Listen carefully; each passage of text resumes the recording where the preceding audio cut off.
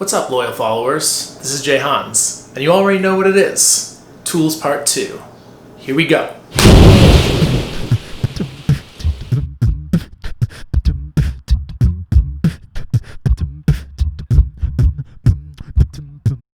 Alright folks, well here you have it. This is going to be a breakdown of all the tools that I have in my toolkit. We've got 2 minutes to get this done, so let's get going. Zippo lighter for burning off loose ends. This little guy right here is for edging.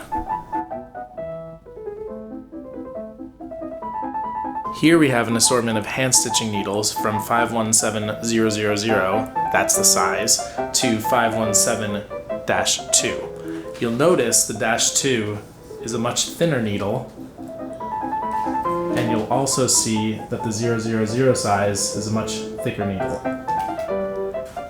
A brush always comes in handy when you're cleaning up after projects. This item here is a heavyweight piece of metal with a handle attached to it. It's really good for weighing things down when doing work. This here is an entry-level stamping set, really good for beginners. If you're into carving leather, then you want to get a similar kit to this.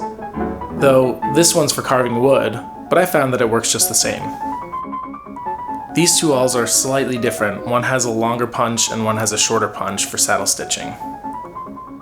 These beautiful pricking irons are what I use to mark the leather before I punch holes with the awl.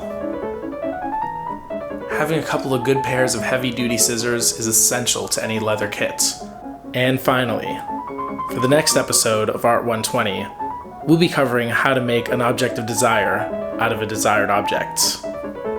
Like these. See you next time!